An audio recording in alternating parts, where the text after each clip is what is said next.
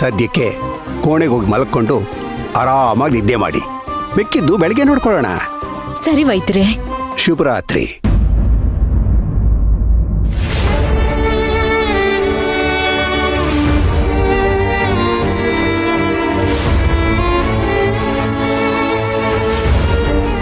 ಶಾಂತಮ್ಮ, ಯಾಕಮ್ಮ ಕಣ್ಣಲ್ಲಿ ನೀರು? ಎಲ್ಲಿರ್ಬೇಕಾಗಿದ್ದ ಅರ್ಚನಾ ರತ್ನಮ್ಮ ಎಲ್ ಬಂದು ಉಳ್ಕೊಂಡಿದ್ಲು ಅಂತ ನೋಡಿದ್ರ? ಬದುಕಲ್ಲಿ ಏನೇನಾಗುತ್ತೆ ನೋಡಿ ರತ್ನಮ್ಮ. ಆ ಭಗವಂತ ನಮ್ಮನ್ನ ಎಲ್ಲಿಂದ ಎಲ್ಲಿಗೆ ಕರ್ಕೊಂಡು ಹೋಗ್ತಿದ್ದಾನೆ ರತ್ನಮ್ಮ, ಗೊತ್ತಾಗ್ತಿಲ್ಲ. ಹೌದು ಕಣಮ್ಮ, ಇವತ್ತಿನ ದಿನ ಮಾತ್ರ ನಮ್ದು, ಹಾಗನ್ಕೊಂಡು ಬದುಕ್ಬಿಡ್ಬೇಕು. ನಾಳೆಗೋಸ್ಕರ ಏನನ್ನೂ ಉಳಿಸ್ಬಾರ್ದು. ಪ್ರೀತಿ ಆಗ್ಲಿ, ವಿಶ್ವಾಸ ಆಗ್ಲಿ, ದುಡ್ಡಾಗ್ಲಿ ನಾಳೆಗೆ ಅಂತ ಉಳಿಸ್ಲೇಬಾರ್ದು ಕಣಮ್ಮ. ನಾಳೆ ಬೆಳಗ್ಗೆ ನಾವು ಕಂಡ್ಬಿಡ್ತೀವೋ ಇಲ್ವೋ ಯಾರಿಗಮ್ಮ ಗೊತ್ತು? ರತ್ನಮ್ಮ ಬಿಡ್ತು ಅಂತ ಹೇಳಿ.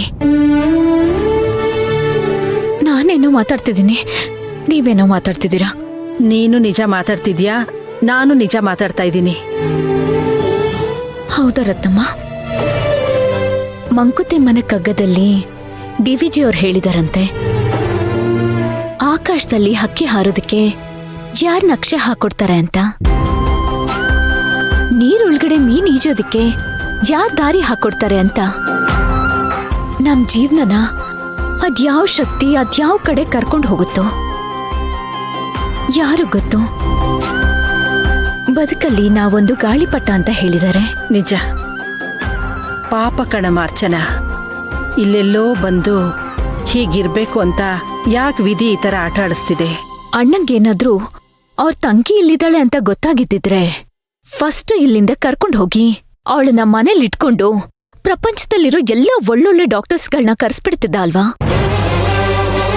ಆದ್ರೆ ಹೊರಗಡೆ ತನಕ ಬಂದವನು ಒಳಗಡೆ ಯಾಕೆ ಬರ್ಲಿಲ್ಲ? ಅವನ್ನ ಅಲ್ಲಿಗೆ ತಡೆದಂತ ಶಕ್ತಿ ಯಾವುದು? ಏನ್ ನಡೀತಿದೆ ರತ್ನಮ್ಮ? ನನಗೇನು ಗೊತ್ತಾಗ್ತಿಲ್ಲ ರತ್ನಮ್ಮ. ರತ್ನಮ್ಮ, ನಾವಿಲ್ಲಿಗೇನೋ ಒಂದು ಉದ್ದೇಶ ಇಟ್ಕೊಂಡು ಬಂದಿದೀವಲ್ವಾ, ಅದನ್ನ ನೆರವೇರಿಸ್ಬೇಕಲ್ವಾ? ನಾನ್ ಯಾಕೆ ಹೇಳ್ತಿದ್ದೀನಿ ಗೊತ್ತಾ?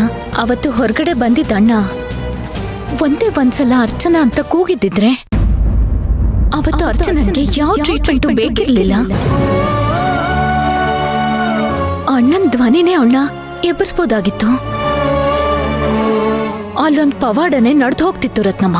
ಹೌದು ಕಣಮ್ಮ, ಕೆಲವಂತನ ನಾವ್ ಅನ್ಕೊಳ್ತೀವಿ, ದೂರದ ಬೆಟ್ಟ ಇರುತ್ತಲ್ಲ, ನಾವ್ ಅಂದ್ಕೊಂಡ್ ಹಾಗೆ ನಮ್ಗೆ ಹತ್ರ ಕಾಣಿಸುತ್ತೆ. ಸಿಗುತ್ತೆ ಅಂತ ಕೈ ಚಾಚಿದ್ರೆ ಅದ್ ನಮ್ ಕೈಗೆ ಸಿಗೋದಿಲ್ಲ ಕಣಮ್ಮ. ಯಾಕೆ ಅಂದ್ರೆ ನಾವು ಮಾಡಿರೋ ಪಾಪ ಪುಣ್ಯಗಳ ಮೇಲೆ ಅದು ಸಿಗುತ್ತೋ ಇಲ್ವೋ ಅಂತ ಆ ಭಗವಂತ ನಿಶ್ಚಯ ಮಾಡಿರ್ತಾನೆ.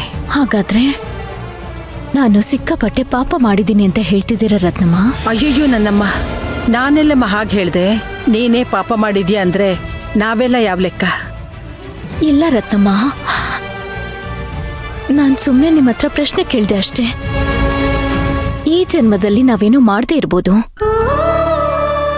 ಆದ್ರೆ ಪೂರ್ವ ಜನ್ಮದ ಒಂದು ಋಣಪಾಲ ಅಂತ ಇರುತ್ತಲ್ಲ, ಅದನ್ನ ನಾವ್ ತೀರಿಸ್ಲೇಬೇಕಲ್ವಾ? ಆ ಪಾಪಗಳಿಗೆ ನಾವು ಪ್ರಾಯಶ್ಚಿತ ಮಾಡ್ಕೊಳ್ಬೇಕಲ್ವಾ? ನಿನ್ ಮಾತ್ ನಿಜ ಕಣಮ್ಮ. ಹೇಗೆ ಹುಟ್ಟು ಸಾವು ನಮ್ ಕೈಯಲ್ಲಿ ಇಲ್ವೋ ಹಾಗೆ ಈ ಜನ್ಮದಲ್ಲಿರೋದನ್ನ ಮುಂದಿನ ಜನ್ಮಕ್ ತಗೊಂಡ್ ಹೋಗೋದು ನಮ್ ಕೈಯಲ್ಲಿಲ್ಲಮ್ಮ. ನಾಳೆ ಬೆಳಗ್ಗೆ ಎಲ್ಲ ಒಳ್ಳೇದೇ ನಡೆಯುತ್ತಮ್ಮ, ಅದ್ ನನ್ನ ನಂಬಿಕೆ ಕಣಮ್ಮ. ನಾಳೆ ನಮ್ ಜೀವನದಲ್ಲಿ ತುಂಬಾ ಮುಖ್ಯವಾದ ದಿನ. ಆ ಕೆಲ್ಸ ಹೇಗಿದೆ ಅಂದ್ರೆ, ಹುಲ್ಲಿನ ಬಣವೆಯಲ್ಲಿ ಸೂಜಿ ಹುಡುಕ್ತಾಗಿದೆ. ಅದ್ ತುಂಬಾ ಕಷ್ಟ, ಆದ್ರೆ ನಾವು ಸೂಜಿ ಹುಡುಕ್ಲೇಬೇಕು. ಆಗ್ಲೇ ನಾವು ನಮ್ ಜೀವನ ಅನ್ನೋ ಹರಿದಿರೋ ಬಟ್ಟೆನ ಹೊಲ್ಕೊಳ್ಳೋದಿಕ್ ಸಾಧ್ಯ. ಹೌದು ಕಣಮ್ಮ. ಅರ್ಚನಾ, ಸೂಜಿ ನಿಮ್ಮಣ್ಣನೇ ದಾರ. ಅಣ್ಣ ತಂಗಿ ಇಬ್ರು ಸೇರಿದ್ರೆ ಈಗ ಹರಿದೋಗಿರೋ ನಿನ್ ಜೀವನ ಸರಿಗಾಗತ್ತೆ ಅಂತ ಹೇಳ್ತಾ ಇದ್ಯಾ? ಹೌದು ರತ್ನಮ್ಮ, ನಾನ್ ಹೇಳಿದ್ದು ಇದನ್ನೇ. ರತ್ನಮ್ಮ, ನನ್ನ ಮನ್ಸನ್ನ ಅರ್ಥ ಮಾಡ್ಕೊಂಡಿರೋ ಮೂವರಲ್ಲಿ ನೀವೊಬ್ರು. ನಾನೊಬ್ಳ? ಆ ಇನ್ನಿಬ್ರು ಯಾರಮ್ಮ? ಒಂದು ಚಿನ್ನು, ಇನ್ನೊಂದು ನಮ್ಮ ಅಣ್ಣ. ಸರಿ ಹೋಯ್ತು. ನಮ್ಮ 3 ಜನದ ಜಪ ಮಾಡದೇ ಇದ್ರೆ ನಿನಗೆ ನಿದ್ದೆನೆ ಬರಲ್ವೇನಮ್ಮ? ನಡಿಯಮ್ಮ ಹೋಗೋಣ ಬಾ.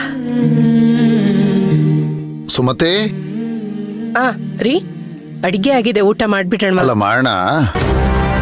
ಅಚ್ಚು ರತ್ನಮ್ಮನ ಜೊತೆ ಅವ್ರ ಊರಿಗೆ ಹೋಗ್ತೀನಿ ಅಂತ ಹೇಳಿದ್ಲು. ಹೋಗುವಾಗ ನನಗೊಂದು ಫೋನು ಮಾಡಲಿಲ್ಲ. ಆಮೇಲೆ ಸಿದ್ಧಾರ್ಥ ಅವ್ರು ಬಂದಾಗ ನೀನೇನೋ ಅಳೇಂದ್ರ ಬಗ್ಗೆ ಹೇಳಿದೆ, ಅರ್ಧಂಬರ್ಧ ವಿಷಯ ಹೇಳಿದೆ. ಅದೇನದು? ಏನೂ ಇಲ್ಲ ರೀ, ಅಳಿಯಂದ್ರ ಮಾತು ನಿಮ್ಗೆ ಗೊತ್ತಲ್ವಾ. ಅವ್ರು ಆಡೋ ಮಾತುಗಳಲ್ಲಿ ನನಗೂ 2 ಮಾತು ಇಷ್ಟ ಆಗ್ಲಿಲ್ಲ. ನಾನು ಅದಕ್ಕೆ ವಾಪಸ್ ಮಾತಾಡ್ದೆ. ಅದಕ್ಕೆ ಅವ್ರೇನ್ ಬೇಜಾರ್ ಮಾಡ್ಕೊಂಡು ಹೋದ್ರೋ ಏನೋ ಗೊತ್ತಿಲ್ಲ. ಸರಿ ಬಿಡು, ಅಷ್ಟೇ ತಾನೇ. ಈಗ ಸಿದ್ಧಾರ್ಥ ಅವ್ರ ಹತ್ರ ಮಾತಾಡ್ ಕಳಿಸಿದ್ವಿ ತಾನೆ. ಇನ್ ಸ್ವಲ್ಪ ದಿನ ಎಲ್ಲ ಸರಿ ಹೋಗ್ಬಿಡುತ್ತೆ. ಅಚ್ಚು ಎಷ್ಟೊತ್ತಿಗೆ ಹೋಗಿ ತಲುಪದ್ಲು ಏನೋ. 1 ನಿಮಿಷ ಇರು, ಒಂದು ಫೋನ್ ಮಾಡಿ ಕೇಳ್ಬಿಡ್ತೀನಿ. ಅವಳು ಇತ್ತೀಚೆಗೆ ಫೋನ್ ಮಾಡದೆ ಮರ್ತು ಬಿಟ್ಲು.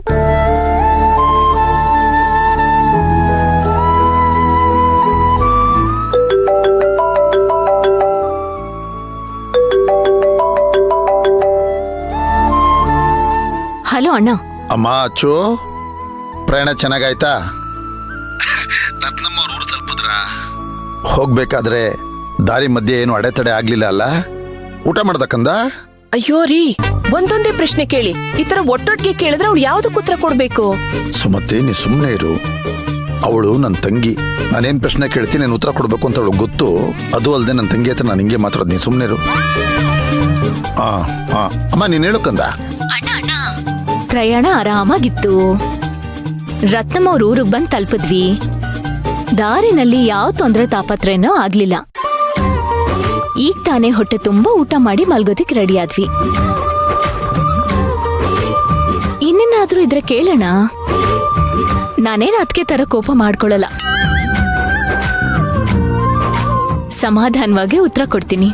ಇನ್ನೇನು ಇಲ್ಲ ಕಂದ, ನೀನು ಜಾಣೆ ಅಲ್ವಾ?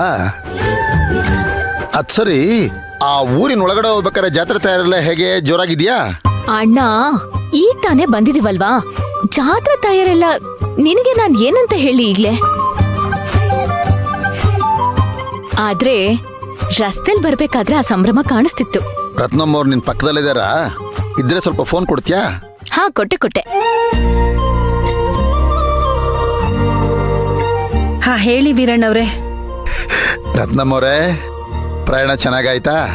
ಅಲ್ಲ, ಯಾಕೆ ಫೋನ್ ಮಾಡಿದೆ ಅಂದ್ರೆ ನನ್ನ ತಂಗಿಗೆ ಜನಗಳು ಜಾತ್ರೆ ಅಂದ್ರೆ ತುಂಬಾ ಖುಷಿ ಪಡ್ತಾಳೆ.